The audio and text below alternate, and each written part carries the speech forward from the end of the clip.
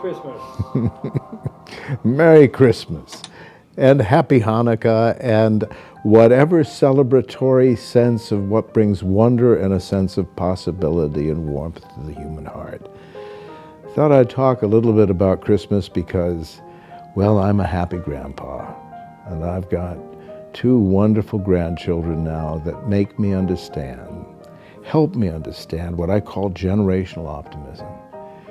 And why Christmas? Why celebration? Why honoring the things that bring us together? And say, let us remember to give thanks. Let us remember to gather together and to realize how precious this possibility of being with one another really is, and how brief a time there is to be together. Christmas always was, I think, my favorite time of year. I loved Christmas carols, and I loved the Christmas Carol, especially the Alistair Sim Christmas Carol. And then with my daughters, the traditions continued, and we watched everything together and had a sense of gathering around, being defined by what we loved, by what mattered when we looked at each other. And the sense that together, anything is possible. And I think that's why a lot of people say, why can't we keep Christmas as every day? And I think it's because it's hard work. But I also think about the meaning of Christmas, going back to this celebration of the birth of a human possibility, a story. And whether one believes or doesn't believe isn't really important when we look at our stories and our myths and why they move us. And why, if we don't think about them, we really end up being rather lost. We forget why we celebrate holidays, why we gather, we forget why we give thanks. And essentially, we also lose the sense of the sacred. A lot of people talked about Christmas, Xmas, it's just commercial. Everything's being lost in the hubbub of buying and giving, and that's all true. But I think the deeper truth is the human heart always yearns for Christmas.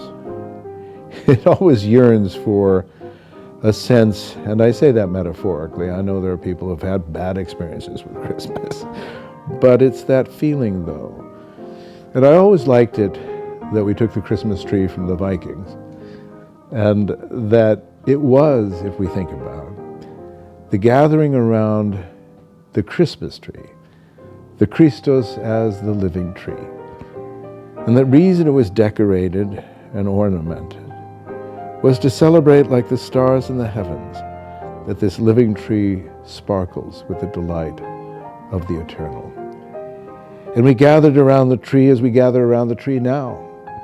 Now, a lot of us have forgotten the significance of the tree, and we have simplified the story. But I don't think that matters. I think what does matter is that when we come together on a particular moment or time, when we celebrate, it's to draw the world's attention to a moment where we say, maybe peace is possible. Maybe love is possible.